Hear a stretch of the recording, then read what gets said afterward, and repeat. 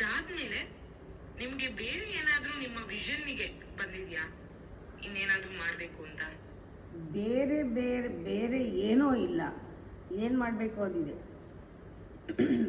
Meditation ಹಾಲ್ ಸಹಸ್ರಾರ ಯಾವಾಗ ಈ ಜಾಗದಲ್ಲಿ ಒಂದು ಕೇಂದ್ರ ಆದರೆ, ನೆಕ್ಸ್ಟು ಕಿಟಕಿ ಬಾಗಿಲು ಎಲ್ಲ ಆದಮೇಲೆ ಅದಕ್ಕೊಂದು ಕಾಂಪೌಂಡು, ಅದಕ್ಕೊಂದು ಗೇಟು, ಅದನ್ನು ನೋಡ್ಕೊಳಕ್ಕೊಂದು ಸೆಕ್ಯೂರಿಟಿ. ಅದಾದಮೇಲೆ ಟೆಂಪಲ್ ಎಲ್ಲ ಸೇರುತ್ತೆ, ಅದಕ್ಕೆ ಒಂದೊಂದೇ ಕ್ರಿಯೇಟ್ ಆಗಿರೋದು. ಇದನ್ನು ಪರಿಪಾಲನೆ ಮಾಡಬೇಕು, ರಕ್ಷಣೆ ಮಾಡಬೇಕು. ಇಲ್ಲಿ ಯಾರು ಬರಬೇಕು ಅವರೇ ಬರಬೇಕು, ಧ್ಯಾನಿಗಳೇ ಬರಬೇಕು, ಸಾಧಕರೇ ಬರಬೇಕು. ಇಲ್ಲಿ ದಿನ ಬೆಳಗಾದರೆ ನಾವು ಕಟ್ಟಿರೋ ಜಾಗದಲ್ಲಿ ಬಂದು ನಾಯಿ ಕೂತ್ಕೋ, ಬೆಕ್ಕು ಕೂತ್ಕೋ, ಕುಡುಕರು ಬಾ ಕೂತ್ಕೋ, ಅಥವಾ ಅಲ್ಲೆಲ್ಲನೂ ಪಿಕ್ನಿಕ್ ಥರ ಯೂಸ್ ಮಾಡೋದಕ್ಕೆ ಮಾಡಿಲ್ವಲ್ಲ ನಾವು. ಅದಕ್ಕೆ ರೆಸ್ಟ್ರಿಕ್ಟ್ ಮಾಡಬೇಕು. ಅದ್ರ ಯೋಚನೆ ಬರುತ್ತೆ, ಮೇಂಟೆನೆನ್ಸ್ ಹೆಂಗೆ ಮಾಡೋದು. ಇವಾಗ ಇಷ್ಟಾದಮೇಲೆ ಅನಿಸುತ್ತೆ ಮುಂದೆ ಏನೂ ಶಾಲೆನೂ ಶುರು ಆಗಿರೋದ್ರಿಂದ ಮಕ್ಕಳಿಗೂ ಒಂದು ಪ್ರೊಟೆಕ್ಷನ್ ಬೇಕು, ಶಾಲೆಗೂ ಪ್ರೊಟೆಕ್ಷನ್ ಬೇಕು. ಎಲ್ಲ ಯೋಚನೆ ಮಾಡಿಕೊಂಡು ಒಂದು ಕಾಂಪೌಂಡ್ ಹಾಕಬೇಕು, ಒಂದು ಪರಿಧಿ ಬೇಕು ನಮಗೆ. ಒಂದು ಕಾಂಪೌಂಡ್ ಹಾಕಿದ್ರೆ ಆವಾಗ ಮಾಡಿದ್ದನ್ನು ರಕ್ಷಿಸ್ಬೋದು ಅಂತ ಒಂದು ಐಡಿಯಾಯಿಂದ ನಿಧಾನವಾಗಿ ಕಾಂಪೌಂಡ್ ಹಾಕ್ಕೊಳ್ತಾ ಶುರು ಮಾಡಬೇಕು ಅನ್ನೋ ಸಂಕಲ್ಪ. ಆವಾಗ ಇನ್ನೂ ಚೆಂದ ಮಾಡ್ಬೋದು. ಇನ್ನೂ ಹೂವಿನ ಗಿಡಗಳು, ಏನು ತಪೋವನ, ನಾವೇನೇನು ಅಂದ್ಕೊಂಡಿದ್ದೀವೋ ಎಲ್ಲ ನವಾವರಣ ಎಲ್ಲ ಬ್ಯೂಟಿಫುಲ್ ಮಾಡ್ಬೋದು ಅನ್ನೋ ಐಡಿಯಾ ಮೇಲೆ ನೆಕ್ಸ್ಟ್ ಪ್ರಾಜೆಕ್ಟು ಕಾಂಪೌಂಡ್ ಕಟ್ಟೋದು.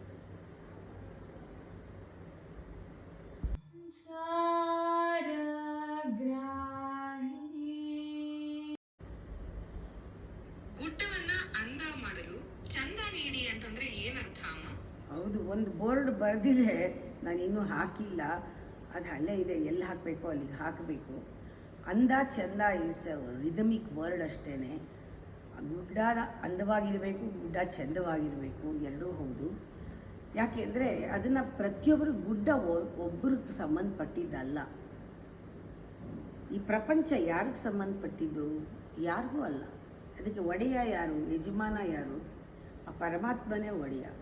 ಅವನ ಆಸ್ತಿ ಇದು ಸೇರಿಸ್ಬಿಟ್ಟಾಗ ನಮ್ಮದೇನಿದೆ? ಏನೂ ಇಲ್ಲ. ಅದರಿಂದ ಇಲ್ಲೆಲ್ಲನೂ ಸಿಂಗ್ಯುಲರ್ನಲ್ಲಿ ಮಾತಾಡೋದೇ ಇಲ್ಲ, ಫ್ಲೂರಲ್ಲೇ ಮಾತಾಡಬೇಕು. ಗುಡ್ಡ ಅಂದವಾಗಿರೋದು ನನಗಲ್ಲ ಬೇಕಿರೋದು, ಎಲ್ಲರಿಗೂ ಬೇಕು. ಚಂದವಾಗಿರೋದು ನನಗೆ ಒಬ್ಬಳಿಗೆ ಬೇಕಾ? ಇಲ್ಲ, ಎಲ್ರಿಗೂ ಬೇಕು. ಯಾವ್ಯಾವುದು ಗ್ರೇಟ್, ಯಾವ್ಯಾವುದು ಡಿವೈನ್, ಯಾವ್ಯಾವುದು ಒಳ್ಳೆಯದು ಅದು ಎಲ್ಲರಿಗೂ ಬೇಕು. ಎಲ್ಲರೂ ಅದಕ್ಕೆ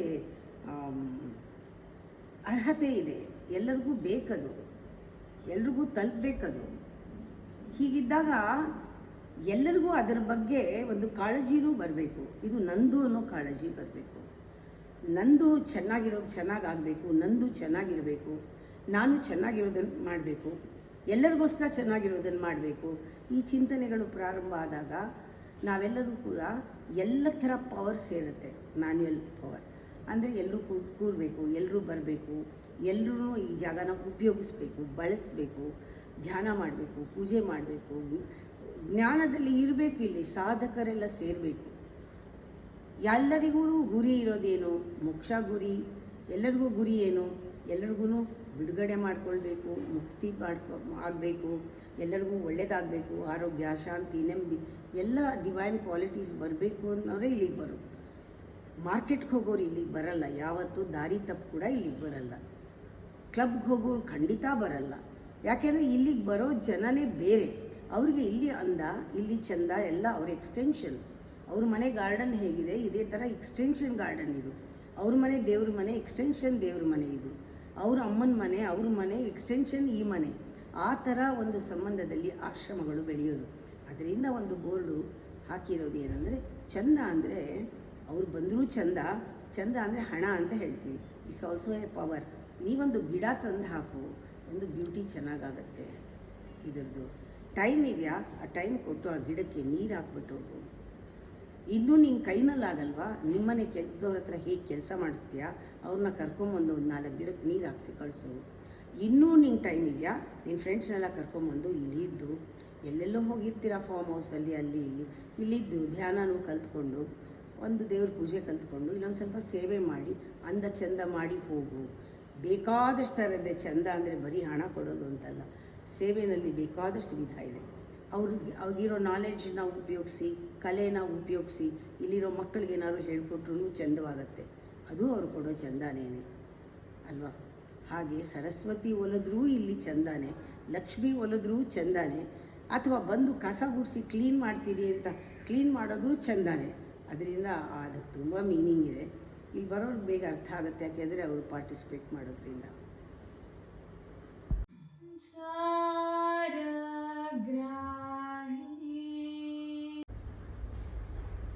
ಪಂಚಕೃತ್ಯಗಳಲ್ಲಿ ತಿರೋಧಾನ ಮತ್ತೆ ಅನುಗ್ರಹಗಳನ್ನ ನಾವು ಹೇಗೆ ತಿಳ್ಕೊಳ್ಳೋದು ಅಮ್ಮ?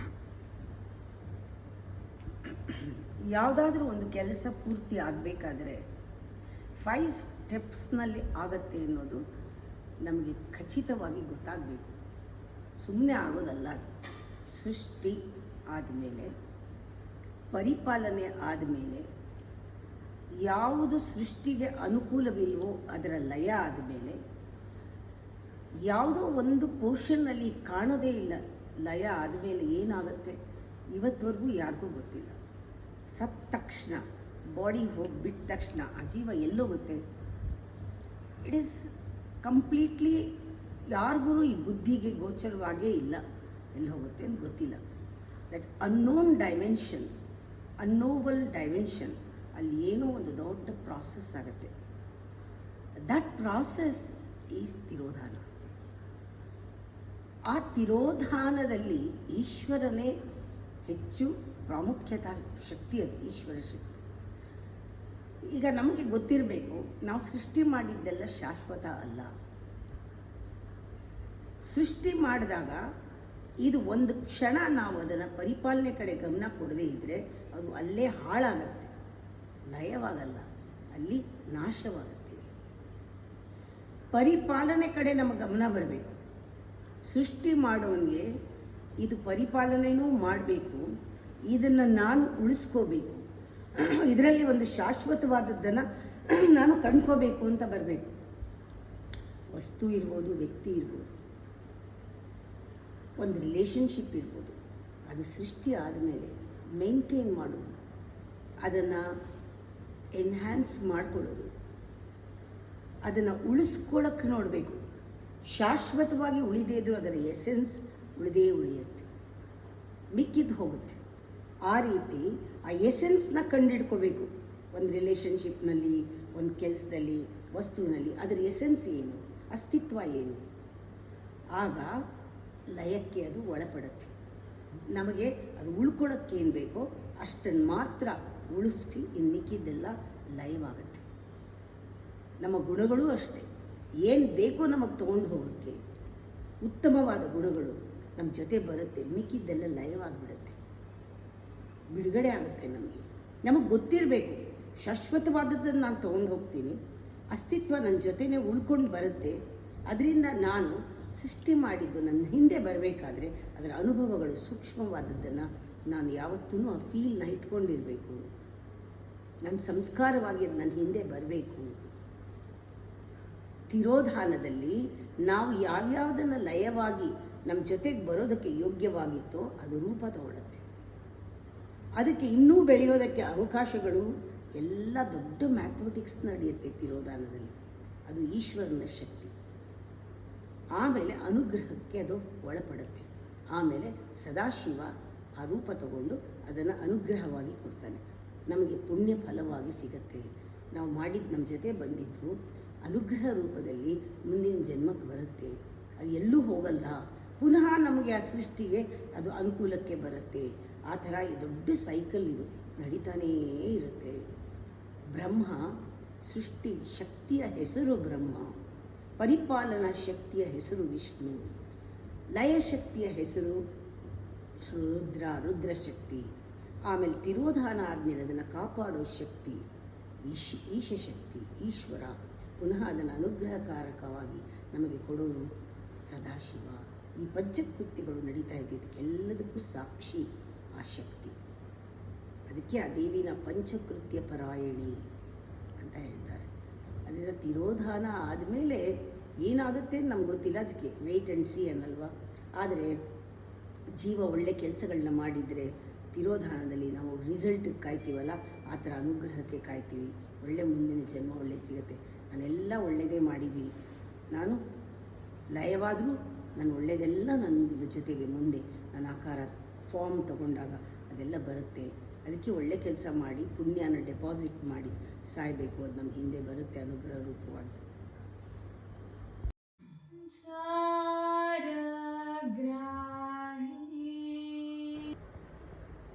ನಾಲ್ಕು ಯೋಗಗಳು ಯೋಗದಲ್ಲಿ ಹೇಗೆ ನಡೆಯುತ್ತವೆ? 4 ಯೋಗಗಳು ಯೋಗದಲ್ಲಿ ಯೋಗ ಆದಾಗ ಏನು ನಡೆಯುತ್ತೆ? 4 ಯೋಗಗಳ ಯೋಗ, ಒಂದೊಂದು ಯೋಗನೂ ಯೋಗ ಆಗಬೇಕಾದ್ರೆ ಆ ಥರ ತಿಳ್ಕೋಬೇಕು. ಈ 4 ಫೋಲ್ಡ್ಸ್ ಬಹಳ ಹಿಂದಿನದರು. ಈ ಚತುರ್ವಿಧ ಪುರುಷಾರ್ಥಗಳು ಬಂತಲ್ಲ, ಆಗಲಿಂದನೇ ಅದರ ಥಾಟ್ ಇಟ್ಕೊಂಡೇ ಈ ಯೋಗಗಳನ್ನು ಮಾಡಿರೋದು. ನಾವು ಮೊದಲು ಜ್ಞಾನ ಯೋಗ ತಗೊಳ್ಳೋಣ. ಜ್ಞಾನ ಯೋಗದಲ್ಲಿ ಏನಾಗುತ್ತೆ? ಜ್ಞಾನ ಯೋಗ ಏನೇ ಮಾಡಿದ್ರೂ ಯೋಗದಲ್ಲಿ ಮಾಡು. ಜ್ಞಾನ ಯೋಗ ಅಂದರೆ ಜ್ಞಾನದಲ್ಲಿ ಮಾಡು, ಜ್ಞಾನದಲ್ಲಿ ಕರ್ಮ ಮಾಡು, ಜ್ಞಾನದಲ್ಲಿ ಕರ್ಮ ಮಾಡು. ಜ್ಞಾನ ಇಲ್ಲದೆ ಕರ್ಮ, ಅಜ್ಞಾನದ ಕರ್ಮಗಳು ಕರ್ಮಯೋಗ ಆಗಲ್ಲ. ಅದಕ್ಕೆ ಆ ಜ್ಞಾನದಲ್ಲಿ ಏನು? ವಿವೇಕ, ಬುದ್ಧಿ ಪ್ರಚೋದನೆ, ನಮ್ಮ ಚಿಂತನೆಗಳು, ಪ್ರೌಢವಾದ ಚಿಂತನೆಗಳು, ಮೇಧಾಶಕ್ತಿ ಯಾವ ರೀತಿ ಕೆಲಸ ಮಾಡುತ್ತೆ, ಬುದ್ಧಿಯನ್ನು ಯಾವ ರೀತಿ ತೀಕ್ಷ್ಣವಾಗಿ ಮಾಡಿಕೊಳ್ಳೋದು, ಪ್ರಜ್ಞಾವಸ್ಥೆ ಅಂದರೆ ಏನು, ಜಾಗೃತ ಅವಸ್ಥೆ ಅಂದರೆ ಏನು, ಬುದ್ಧಿ ಕಲುಷಿತವಾದ ಬುದ್ಧಿಯನ್ನು ಶುದ್ಧ ಮಾಡೋದು ಏನು, ಚಿತ್ತಶುದ್ಧಿ ಅಂದರೆ ಏನು, ಮನುಷ್ಯ ತಾನು ಯಾರು, ಆತ್ಮಶಕ್ತಿಯನ್ನು ತಿಳ್ಕೊಳ್ಳೋದು ಹೇಗೆ, ಆತ್ಮ ಸಂಶೋಧನೆಯನ್ನು ಮಾಡೋದು ಹೇಗೆ, ಈ self knowledge, self introspection, self study, ಇದರಲ್ಲಿ ನಾನು ಯಾರು, ನನ್ನ ಬುದ್ಧಿ ಯಾತಕ್ಕೆ ನಾನು ಸರಿಯಾಗಿ ಬಳಸ್ಕೋಬೇಕು, ಬುದ್ಧಿಗೆ ಯಾವ ಬೆಳಕು ಬೇಕಾಗಿದೆ, ಇದೆಲ್ಲ ಬರೋದು ಜ್ಞಾನ ಮಾರ್ಗದಲ್ಲಿ. ಬೆಳಕು, ಒಳಗಿನ ಬೆಳಕನ್ನು ನೋಡಿ ನಾನು ಯಾರು ಅಂತ ತಿಳ್ಕೊಂಡು ಒಳಗಿನ ಬೆಳಕಿನ ಒಂದು ಜ್ಞಾನ ಅವಸ್ಥೆಯಲ್ಲಿ ಪ್ರಪಂಚನ ನೋಡಿದಾಗ ಯಾವುದು ಶಾಶ್ವತ, ಯಾವುದು ಶಾಶ್ವತ ಇಲ್ಲ ಅನ್ನೋ ಕ್ಲಾರಿಟಿ ಬರುತ್ತಲ್ಲ, ಇದು ಜ್ಞಾನಯೋಗ. ಹೀಗೆ ಜ್ಞಾನ ಇದ್ದವನು ಕರ್ಮ ಮಾಡುವಾಗ ಕ್ವಾಲಿಟಿ ಬೇರೆ ಇರುತ್ತೆ. ಜ್ಞಾನಿ ಕರ್ಮ ಮಾಡುವಾಗ ಅದಕ್ಕೆ ಅಂಟ್ಕೊಂಡಿರಲ್ಲ. ಅವನು ಜ್ಞಾನಿ ಕರ್ಮವನ್ನು ಎಂಜಾಯ್ ಮಾಡ್ತಾನೆ. ಜ್ಞಾನಿಗೆ ಫಲಾಪೇಕ್ಷೆ ಇರೋದಿಲ್ಲ. ಅವನು ಗೊತ್ತು ತಾನು ಯಾರು ಅಂತ. ಅದಕ್ಕೆ ಇದು ಬಹಳ ಮುಖ್ಯ. ಜ್ಞಾನ ಮಾರ್ಗ, ಜ್ಞಾನ ಬೇಕೇ ಬೇಕು. ಇದನ್ನು ಸ್ಪಿರಿಚುವಲ್ ಅಂತ ಕರೀತಾರೆ. ಎಲ್ಲವೂ ಸ್ಪಿರಿಚುವಲ್. ಕರ್ಮಯೋಗ ಸ್ಪಿರಿಚುವಲ್ ಇಲ್ವಾ? ರಾಜಯೋಗ ಸ್ಪಿರಿಚುವಲ್ ಅಲ್ವಾ? ಭಕ್ತಿಯೋಗ ಸ್ಪಿರಿಚುವಲ್ ಅಲ್ವಾ? ಆ ಸ್ಪಿರಿಚುಯಾಲಿಟಿನಲ್ಲಿ ಬಹಳ ಮುಖ್ಯವಾದ ರೋಲ್ ಸ್ಪಿರಿಟ್. ಆ ಸ್ಪಿರಿಟನ್ನು ತಿಳ್ಕೊಳ್ಳೋದು ಜ್ಞಾನ ಮಾರ್ಗ, ಜ್ಞಾನ ಯೋಗ. ನಮ್ಮಲ್ಲಿ ನಾವು ಒಂದಾಗುವುದೇ ಯೋಗ, ಜ್ಞಾನ ಯೋಗ. ಒಂದಾದ ತಕ್ಷಣ ಬುದ್ಧಿ ಸಾಮಾನ್ಯವಾಗಿರಲ್ಲ, ಅಸಾಮಾನ್ಯ ಬುದ್ಧಿ. ಅಸಾಮಾನ್ಯ ಬುದ್ಧಿಯಲ್ಲಿ ಬರುವಂತಹ ಇಂಟೆನ್ಷನ್ಸ್ ಏನು, ವಿಲ್ ಏನು, ಅದು ಪರಮಾತ್ಮನ ವಿಲ್ಲೇ ನಮ್ಮ ಮೂಲಕ ಕೆಲಸ ಮಾಡುತ್ತೆ. ಜ್ಞಾನದಲ್ಲಿ ಬರುವನ will power is totally different, unlimited power. ಅದು ಆತ್ಮಬಲ ಬರುತ್ತೆ. ಆತ್ಮ ಬಲವೇ ವಿಲ್ ಪವರ್. ವಿಲ್ ಪವರ್ ಬೇರೆ ಅಲ್ಲ. ಯಾರಿಗೆ ಆತ್ಮ ಗೊತ್ತಿಲ್ವೋ ಅವ್ರ ವಿಲ್ ಪವರು ಅಹಂಕಾರದ ವಿಲ್ ಪವರ್. ಅದು ಆ ವಿಲ್ ಪವರ್ಗೆ ಲಿಮಿಟೇಷನ್ ಇರುತ್ತೆ. ನನ್ನ ವಿಲ್ ಪವರ್ ಆ ವಿಲ್ ಪವರ್ ಬರೋಕ್ಕೆ ಅವನಿಗೆ ಏನೇನೋ ಮೋಟಿವೇಶನ್ ಬೇಕು. ಒಂದು ಲಿಮಿಟಲ್ಲಿ ಫಲ ಸಿಗದೇ ಇದ್ದರೆ ಆ ವಿಲ್ ಪವರ್ ಇರಲ್ಲ. ನಿನ್ನೆ ಇಷ್ಟು ಮಾಡಿದೆ, ಇವತ್ತು ಇಷ್ಟು ಮಾಡೋಕ್ಕಾಗಲ್ಲ. ಅದು ಅಜ್ಞಾನ. ಅದರಿಂದ ಯಾರು ಜ್ಞಾನ ಯೋಗ ಗೊತ್ತು, ಯಾರು ಅವನ ಶಕ್ತಿ ನಿಜವಾಗ್ಲೂ ಗೊತ್ತು, ಆತ್ಮಬಲ ಪರಮಾತ್ಮನ ಬಲ ಅಂತ ತಿಳ್ಕೊಂಡು ಅವನ ವಿಲ್ ಏನು, ಹಿಸ್ ವಿಲ್ ಇಸ್ ಪರಮಾತ್ಮನ ವಿಲ್. ಎರಡು ವಿಲ್ಗೂ ವ್ಯತ್ಯಾಸನೇ ಇಲ್ಲ. ಆ ಥರ ವಿಲ್ ಇಟ್ಕೊಂಡವ್ರಿಗೆ ಯೋಚನೆ ಯಾಕೆ? ಅದಕ್ಕೆ ಸರಿಯಾಗಿ ಪರಮಾತ್ಮನ ವಿಲ್ಲೇ ನಮ್ಮದಾದರೆ ಆ ವಿಲ್ಲು ಫುಲ್ಫಿಲ್ ಆಗೋಕ್ಕೆ ಏನೇನು ಬೇಕೋ ಎಲ್ಲ ಸಿಗುತ್ತಲ್ವ ಅವನಿಗೆ. ಆ ವಿಲ್ ಕಡೆ ಕೆಲಸ ಮಾಡೋದು ಅಂದರೆ ಬುದ್ಧಿ ಶಕ್ತಿ, ಮೇಧಾಶಕ್ತಿ, ಧೀಶಕ್ತಿ, ಆಮೇಲೆ ಚಿಂತನೆ ಶಕ್ತಿ, ಆತ್ಮಚಿಂತನೆ ಮಾಡೋ ಶಕ್ತಿ, ಆಮೇಲೆ ಕ್ಲಾರಿಟಿ, ವ್ಯವಹಾರ ಜ್ಞಾನ, ವಿವೇಕ ಜ್ಞಾನ, ಪ್ರಜ್ಞೆ ಎಲ್ಲವೂ ರಾಜಯೋಗದಲ್ಲಿ ಬರುತ್ತೆ. ರಾಜಯೋಗದಲ್ಲಿ ಸೈಕಿಕ್ ಪವರ್ನ ನಮ್ಮ ಕಂಟ್ರೋಲ್ನಲ್ಲಿ ಇಟ್ಕೊಳ್ಳೋದು ಬರುತ್ತೆ. ಜ್ಞಾನದಿಂದ ನಮ್ಮ ಹತೋಟಿನಲ್ಲಿ ನಮ್ಮ ಬುದ್ಧಿಯನ್ನು ಸಮತೋಲನದಲ್ಲಿ, ಸಮತ್ವದಲ್ಲಿ, ಸಮಾಧಿಯಲ್ಲಿ ಇಟ್ಕೊಳ್ಳೋಕೆ ಬರುತ್ತೆ. ರಾಜಯೋಗ ಸ್ಪಿರಿಚುವಲ್ ಅಲ್ವಾ? ರಾಜಯೋಗ ಇಲ್ಲದೆ ಇದ್ದರೆ ಜ್ಞಾನ ತಿಳ್ಕೊಂಡು ಏನು ಪ್ರಯೋಜನ? ಮಾಡೋಕ್ಕೆ ವಿಲ್ಲೇ ಇಲ್ಲದೆ ಇದ್ದರೆ ಎಲ್ಲ ಜ್ಞಾನ ತಿಳ್ಕೊಂಡು ನಾನೇನು ಮಾಡಲ್ಲ, ನನಗೆಲ್ಲ ಗೊತ್ತು ಅಂದರೆ ಅವನಿಂದ ಯೂಸ್ಲೆಸ್ ಫೆಲೋ ಅವನು. ಯಾರು ಜ್ಞಾನಿ ಆತ್ಮ ಬಲ ಇಟ್ಕೊಂಡು ನಾನೇನು ಮಾಡಲ್ಲ ಅಂದರೆ, ವಿಲ್ಲೇ ಇಲ್ಲದೆ ಇದ್ದರೆ ಅವನಿಗೆ, ವಿಷಯ ಇಲ್ಲದೆ ಇದ್ದರೆ ಅವನಿಗೆ ಬಂದರೆ ಗಾಡ್ಸ್ ವಿಲ್ ಗಾಡ್ಸ್ ವಿಶ್ ಬರಬೇಕು.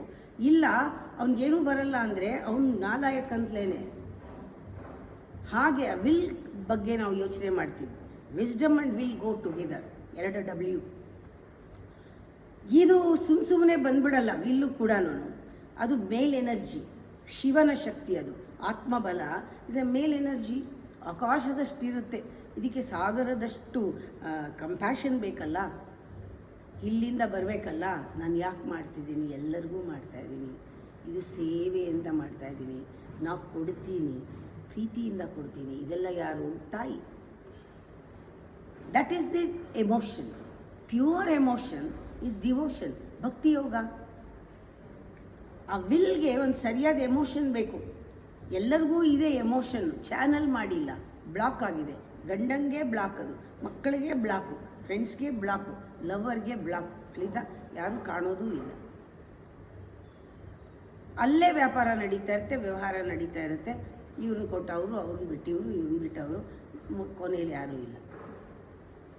ಇದು ಪ್ರೀತಿ ಅಲ್ಲ, ಸ್ವಮೋಹ, ವ್ಯಾಮೋಹ ಎಲ್ಲವೂ ಕೂಡ.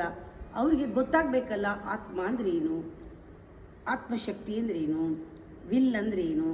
ಆಗೆಲ್ಲ ಗೊತ್ತಾದಾಗ ಅವ್ರ ಎಮೋಷನ್ಸ್ ಪ್ಯೂರ್ ಆಗ್ತಾ ಹೋಗುತ್ತೆ. ನಾನು ಒಬ್ರಿಗೋಸ್ಕರ ಇಲ್ಲ, ಎಲ್ಲರಿಗೋಸ್ಕರ ಇದ್ದೀನಿ. ಅನ್ಕಂಡೀಷನಲ್ ಲವ್ ಈಸ್ ಭಕ್ತಿ. ಪ್ಯೂರೆಸ್ಟ್ ಎಮೋಷನ್ ಈಸ್ ಭಕ್ತಿ. ಆ ಭಕ್ತಿ ಅಲ್ಲಿಗೆ ಬರುತ್ತೆ. ಭಗವಂತ ಪ್ರೆಸೆಂಟ್. ಭಕ್ತನಿದ್ದೆಡೆ ಭಗವಂತ, ಭಕ್ತಿ ಇದ್ದೆಡೆ ಭಗವಂತ. ಇಂಟೆನ್ಸ್ ಭಕ್ತಿ, ಜೆನ್ಯೂನ್ ಡಿವೈನ್ ಪವರ್. ಭಕ್ತನೇ ಇಂಪಾರ್ಟೆಂಟು. ಭಕ್ತನಿಗೆ ವಿಲ್ಲು ಇದೆ, ಆತ್ಮಬಲವೂ ಇದೆ, ಸ್ಟ್ರೆಂತು ಇದೆ, ವಿಲ್ಲು ಇದೆ, ಮಾಡೋ ವಿಲ್ಲಿದೆ. ಮಾಡೋಕ್ಕೆ ಖುಷಿನೂ ಇದೆ, ಸಂತೋಷ ಇದೆ, ಆನಂದ ಇದೆ. ಬಿಕಾಸ್ ಹೀ ಈಸ್ ಭಕ್ತ. ಅತಿರೇಕ ಭಕ್ತಿ ಎಲ್ಲಿವರೆಗೂ ಪರಾಕಾಷ್ಠೆ ತಲುಪತ್ತವನ್ನೆಲ್ಲ ಪರಮಾತ್ಮನ ಸೇವೆ ಅಂತ ಮಾಡೋಕ್ಕೆ ಅವನಿಗೇನು ಖುಷಿ ಇಲ್ವಾ? ಇದೆ. ಹೀಗಿದ್ದವನು ಮಾಡೋದು ಕರ್ಮಯೋಗ ಅಲ್ವಾ? ಹೀಗೆ ಒಂದೊಂದು ಯೋಗವೂ ಕೂಡ ಒಂದರೊಳಗೊಂದು ಕೂಡಿಕೊಂಡು ಯೋಗ ಆಗಿದೆ. 4 ಯೋಗ ಬೇರೆ ಬೇರೆ ಕಂಡ್ರೂ ಬೇರೆ ಬೇರೆ ಸಪ್ರೇಟ್ ಸ್ಟಡಿ ಮಾಡಿ ಎಕ್ಸ್ಪರ್ಟ್ ಆಗೋದಲ್ಲ. ಅದು expression, dynamic expression is karma yoga. ಅಲ್ಲಿ ಸರಿಯಾದ ಎಮೋಷನ್ನು, ಸರಿಯಾದ ವಿಲ್ಲು ಎಲ್ಲ ಸೇರಿದ್ರೆ ಲಾ ಆಫ್ ಅಟ್ರಾಕ್ಷನ್. ಕರ್ಮ ಮಾಡುವಾಗ ಸರಿಯಾದ ವಿಲ್ಲು, ಸರಿಯಾದ ಫೀಲಿಂಗು, ಮ್ಯಾಗ್ನೆಟಿಸಮ್, ದಟ್ ಎಲೆಕ್ಟ್ರಿಸಿಟಿ ಎರಡೂ ಒಟ್ಟಿಗೆ ಕೆಲಸ ಮಾಡಿದ್ರೆ ಹಿಂಗಿರುತ್ತೆ ಲಾ ಆಫ್ ಅಟ್ರಾಕ್ಷನ್. ಪರಮಾತ್ಮನ ಇಚ್ಛೆಗಳೆಲ್ಲ ನಮ್ಮ ಮೂಲಕ ಕೆಲಸ ಮಾಡುತ್ತೆ. ಪರಮಾತ್ಮನ ವಿಲ್ಲೆಲ್ಲ ನಮ್ಮ ಮೂಲಕ ಕೆಲಸ ಮಾಡುತ್ತೆ. ನಮ್ಗೆ ಏನು ಬೇಕು ಅನಿಸುತ್ತೆ ಎಲ್ಲ ಅವನಿಗೆ ಗೊತ್ತಿರುತ್ತೆ. ಅವನೇ ಕೇಳಕ್ಕೆ ಮುಂಚೆ ಕೊಡಲ್ವಾ?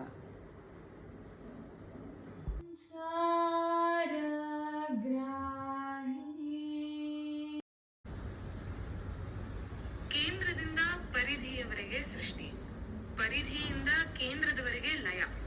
ಶ್ರೀಧರಗುಡದಲ್ಲಿ ಸೃಷ್ಟಿ ಲಯ ಯಾವ ರೀತಿಯಲ್ಲಿ ನಡೆಯುತ್ತೆ ಅಮ್ಮ? ಇದು ಒಳ್ಳೆ ಸ್ವಲ್ಪ ಚಿಂತನೆ ಇರೋದು ಪ್ರಶ್ನೆ ಇದು.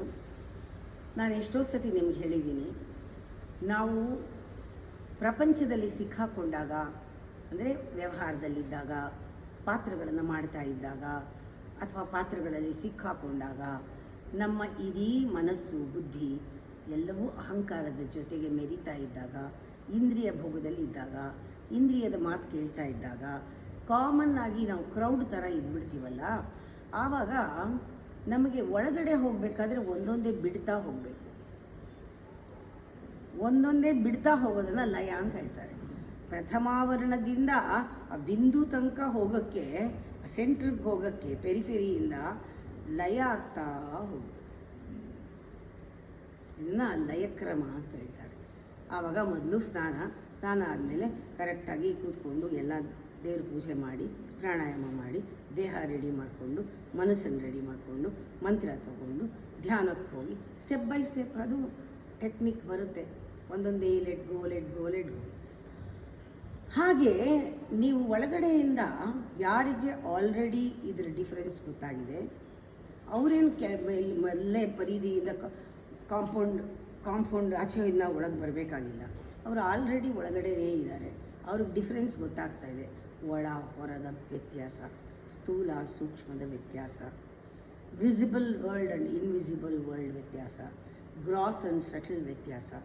ಈ ವ್ಯತ್ಯಾಸಗಳು ಗೊತ್ತಿರೋ ಸ್ಥಿತಿಲಿ ಇರೋರು ಅವ್ರಿಗೆ ಬೇಗ ಒಳಗೆ ಹೋಗೋಕ್ಕಾಗತ್ತೆ. ಅದರಿಂದ ಅವರು ಈಸಿಯಾಗಿ ಕೂತ್ ಕಡೆ ಧ್ಯಾನ ಮಾಡ್ಬೋದು. ಬಿಂದುವಿನಿಂದ ಶುರು ಮಾಡೋದು. ಬಿಂದುವಿನಿಂದ ಬಂದಾಗ ಸೃಷ್ಟಿಕ್ರಮ ಆಗ್ತಾ ಹೋಗುತ್ತೆ. ಬಿಂದುವಿನಲ್ಲಿ ಧ್ಯಾನ ಮಾಡಿ ಒಂದೊಂದೇ ಬಿಂದುವಿನಿಂದ ಸೃಷ್ಟಿ ಆಗ್ತಾ ಹೋಗುತ್ತೆ. ಹಾಗೆ ಇಲ್ಲಿ ಪ್ರತಿ ಸತಿ ಧ್ಯಾನ ಮಾಡಿದಾಗೆಲ್ಲ ಒಂದು ಕ್ರಿಯೇಟಿವಿಟಿ ನಡೆಯುತ್ತೆ. ಇಲ್ಲಿ ಧ್ಯಾನದಲ್ಲಿ ಏನು ಸಂಕಲ್ಪ ಆಗಿದೆ, ಯಾವ ಸಂಕಲ್ಪ ತಗೊಂಡು ಧ್ಯಾನ ಮಾಡಿದ್ದೀವಿ, ಧ್ಯಾನದಲ್ಲಿ ಏನು ನಮಗೆ ವಿಜುವಲೈಸ್ ಮಾಡಿದ್ದೀವಿ, ಅದು ಸೃಷ್ಟಿ ಮಾಡೋಕ್ಕೆ ಧ್ಯಾನದಿಂದ ಹೊರಗೆ ಬಂದ ಮೇಲೆ ಅದು ಸೃಷ್ಟಿ ಶುರು ಆಗುತ್ತೆ. ಆ ಥರ ಎಷ್ಟೋ ಸತಿ 48 ಡೇಸ್ ಧ್ಯಾನ ಆದಮೇಲೆ ಹೊಸದೊಂದು ಪ್ರಾಜೆಕ್ಟ್ ತಾನೇ ಆ ಸೃಷ್ಟಿ ಶಕ್ತಿನಲ್ಲಿ ಹೊರಗಡೆ ಕ್ರಿಯೆ ಆಗಿದೆ. ಒಂದೊಂದು ಸತಿ ಹೊರಗಡೆ ಮಾಡ್ತಾ ಸುಸ್ತಾಗಿ ಧ್ಯಾನಕ್ಕೆ ಹೋಗಿರೋದು ಉಂಟು. ಇದೂ ಬೇಕು ಅದೂ ಬೇಕು. ನಮ್ಗೆ ಯಾವಾಗ ಯಾವ್ಯಾವ್ದು ಬೇಕು ಅಂತ ಗೊತ್ತಾಗಬೇಕು. ಅದರಿಂದ ಧ್ಯಾನ ಮಂದಿರ ಕಟ್ಟೋವರೆಗೂ ಧ್ಯಾನ ಮಾಡಿ ಧ್ಯಾನ ಮಂದಿರ ಕಟ್ಟಾಯಿತು. ಇವಾಗ ಮತ್ತೆ ಪೆರಿಫೆರಿ, ಇವಾಗ ಇನ್ಸೈಡ್ ಟು ಪೆರಿಫೆರಿ, ಒಳಗಿಂದ ಸಂಕಲ್ಪದಿಂದ ಈಗ ಹೊರಗಡೆ ಕಾಂಪೌಂಡ್ ಕಟ್ತಾ ಇರೋದು. ಅಲ್ಲಿಂದ ಒಳಗೆ ಬರೋದು, ಇಲ್ಲಿಂದ ಹೊರಗೆ ಹೋಗೋದು ಎರಡೂ ಅದು ಒಂಥರ ನಡೀತಾ ಇರುತ್ತೆ. ನಮ್ಮ ಮನೋಧರ್ಮ, ದ ಸ್ಟೇಟ್ ಆಫ್ ಮೈಂಡ್ ಎಲ್ಲ ಡಿಪೆಂಡ್ ಆಗುತ್ತೆ. ನಾವು ಲಯದಿಂದ ಸೃಷ್ಟಿಗೆ ಹೋಗ್ತಾ ಇದ್ದೀವೋ, ಸೃಷ್ಟಿಯಿಂದ ಲಯಕ್ಕೆ ಹೋಗ್ತಾ ಇದ್ದೀವೋ, ಎರಡೂ ಡಿಪೆಂಡ್ ಆಗುತ್ತೆ ಟೈಮಿಗೆ. ಇವಾಗ ಸದ್ಯದಲ್ಲಿ ಕಾಂಪೌಂಡ್ ಕಟ್ತಾ ಇರೋದ್ರಿಂದ ಇದು ಸೃಷ್ಟಿ ಕಾರ್ಯ ಆಗ್ತಾ ಇದೆ.